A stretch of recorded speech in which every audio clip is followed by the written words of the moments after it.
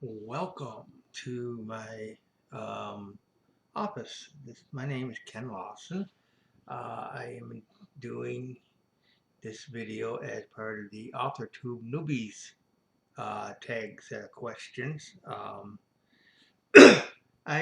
Recently ran across, I think it was Victoria Griffith's video doing the same thing, and I thought this would be kind of neat. I watched a bunch of different videos from other folks, and everybody seemed to have fun doing it, so I figured I'd give it a try. And I had the questions up there on my Evernote on my screen here, so hopefully I can answer these 13 epic questions that everybody seems to want to know. And um, anyway, let's get started. So I just answered number one. How did I find out about AuthorTube?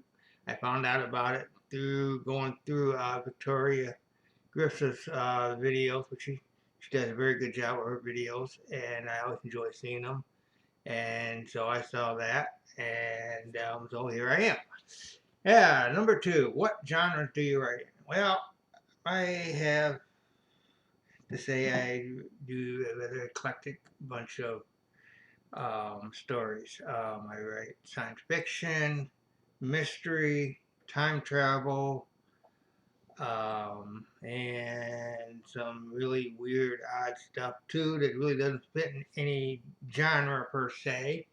And I usually like to mix the two, at least two types into one. A lot of times my short stories will involve the last part of it being turning out to be 180 degrees of what the original uh, what the first part of the story is, and you find out nothing is exactly what it seems. I like to do that kind of thing, and I have also been mostly lately concentrating on mystery and detective type material. My NaNoWriMo from last year was a film noir style detective story set in LA very shortly after World War II with a Marine veteran who had returned from the war. And while I didn't finish it then, I did come back and I did get it done over the summer. And in the process, I um, uh, changed the point of view, which leads us to question number three is what is your preferred tense and point of view and category? Generally, I write some variation of third person. I don't know exactly what they would call it, but it's a third person. But I have also done a number of stories that are in first person. Sometimes, several times, I can think of at least once or twice where I started a story in third person, and about halfway through, I said, "Nope, that's not working." And I went back and I rewrote what I did already into first person and finished the whole story as first person. So, a lot depends on the story. Some stories you can tell them just fine in third person, and some stories need to be told in first person. Um, the My big project that I did last year there did become first person, and this year's NaNoWriMo, which I hate to say it, is totally bust, and it's not going to get done. It ain't happening. I had a fairly good start, but lots of stuff happened, and it's just not happening.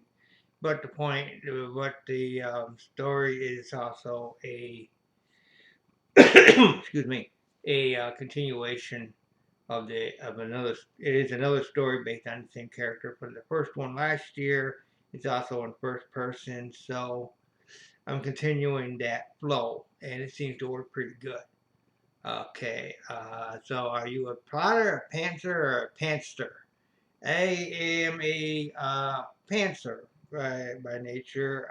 I stare at a blank screen, and um, inspiration has to strike, usually in the form of a first first sentence or first paragraph. Once I get past that, if it's good and things gel from there, I can usually do a really good story out without um, having to resort to actual, outlining, etc.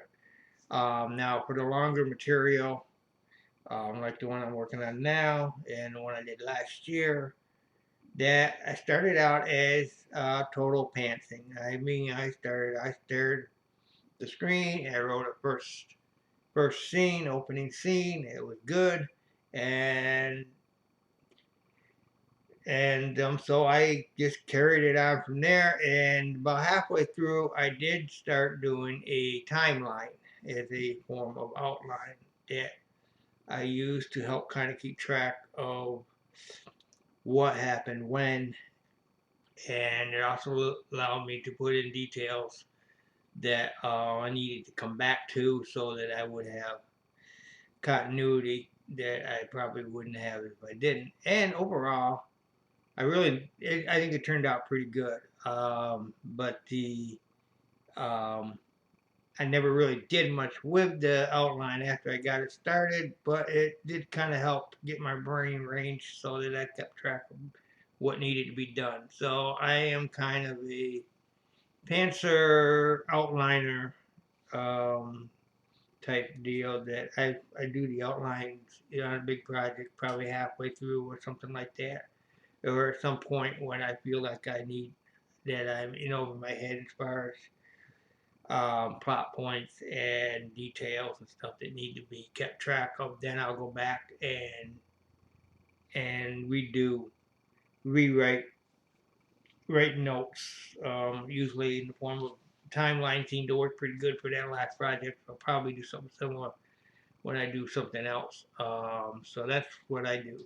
Are you self-published, published, or yet to be published? Well, depending on how you define publishing. I have my website that I put up most of my short stories and stuff, and so in that respect, excuse me, I am published.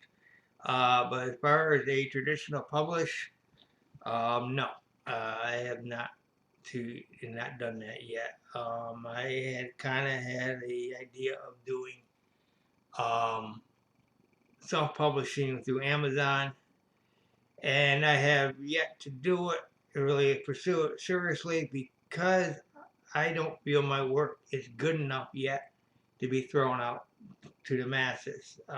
And story-wise, I usually do pretty good. It's the technical stuff, spelling, grammar, and all this other nitpicky stuff that gets in the way. And I refuse to put out something that is not as good as it could be or should be. And therefore, I hadn't even seriously ventured into the world of self-publishing other than to do some reading on it and stuff until I get to a point where I feel that this stuff is as good as it's going to get. And most of it, while pretty good, is not that good. So it's staying in my Google Drive or on my website. So that's where I am on that. If I had a publishing company, obviously I don't have an agent. Um, I really I want to the ideal one for like what is this question number 6 we're up to, what publishing company or literary agent would you love to have? And I don't know offhand. I'm not that into it yet to even begin to have an idea or um, notion of what would be my ideal.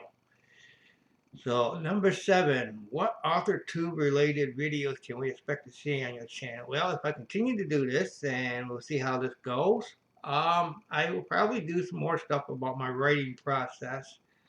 Some more material, maybe some videos about my stories, about maybe do some videos about the NaNoWriMo stories from last year and what I'm working on. Talk a little bit about my research, because writing in um, post-war LA is a different world than writing today. No cell phones, It's off the top of your head. You don't have a cell phone, so whenever uh, the hero or anyone needs to call somebody, they have to go find a payphone somewhere, usually a drugstore.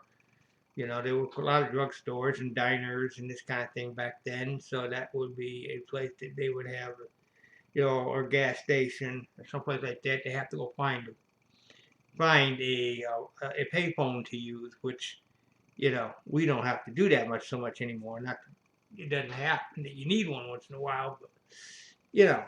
Anyway, that's so I have to do research like that. Yeah, obviously that's kind of a no-brainer, but like at one point, I needed to find out. I was discussing an ambulance, and as you may have noticed, most all the ambulances today are based on Cadillacs, and at least to the car variety. And so it dawned on me, I didn't think that they had Cadillac ambulances back then, and so I spent probably a half hour to an hour sitting there doing research on what kind of ambulances, who made what ambulances, and all, so that I would have that detail right, and it just wasn't a glaring error. Somebody actually looked it up. They would find that it's the right ambulance that they used back then. That's just kind of examples. So videos like that would be something that I might do. Uh, what is the first story you ever? Oh, oops, excuse me, I skipped one. Say number 8. When did you start writing? Well, I've been writing on and off since I was a teenager. I think I was writing stories and stuff back in high school. I know I was a ferocious reader back then. I could read 2 or 3 paperback books in a week, besides doing all the schoolwork. So yeah, I read a lot. I read everything from Louis Lamar. I think I read every 3 investigative story that they had in the library at the school. I've read Raymond Chandler. Um, so I've read a lot, and I've written quite a little bit. Like I said, I started writing back in high school, and for many years it stopped for a variety of reasons. And then a few years ago, when the computers and the internet and things started to, I think my life settled down a little bit too, and things got a little more conducive to actually trying to do something. I got back into it. I started out writing again, doing a blog, which was editorials on different topics, and I had said pretty much quit doing that, and now I focus primarily on my fiction writing. Okay, so that's one that I started writing, and I have no idea what the first story I've ever written is. I know it was probably some kind of science fiction because that's what I was big into at the time. Do I schedule my writing sessions? Okay, what? Excuse me, I skipped one again. Excuse me. What authors have inspired your writing the most? I don't know that I can really point to any in specific. I think genre-wise, it would have to be Raymond Chandler, The Big Sleep. I've read that. I need to go back and read it again. It's been years since I read it, but I've read it. I've read Sherlock Holmes. So you got Sir Arthur Conan Doyle with that, and tons of Agatha Christie and Pearl. I love Pearl. Um, so those would have to be people that would have inspired my writing. Do I schedule my writing sections or simply write whenever the insert adjective I get a chance? Well, a little bit of both. I'm in a little different situation now than what I was until recently. I have my own office. I have my own space to work, my own computer. Um, uh, I think there was a question up here too on uh, um, there's one here somewhere. Okay, it's the next one, 12, which I will get to here in a second. I tend to try to get in here at least sometime most days. I don't get in here nowhere near as often as I'd like, But at least when I'm in here, and I get left reasonably alone.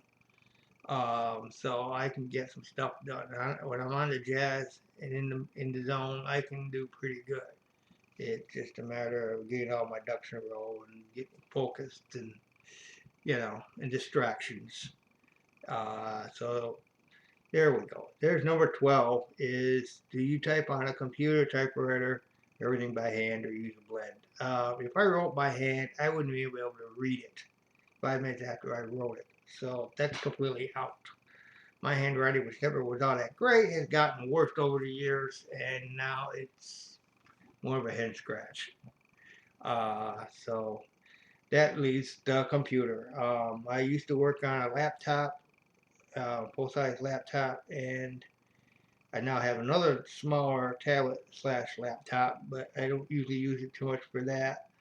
My preferred setup is where I'm at here in my office with my big monitor, my tower computer, and a real keyboard. That is my preferred venue for writing. So that's, and what am I looking forward to?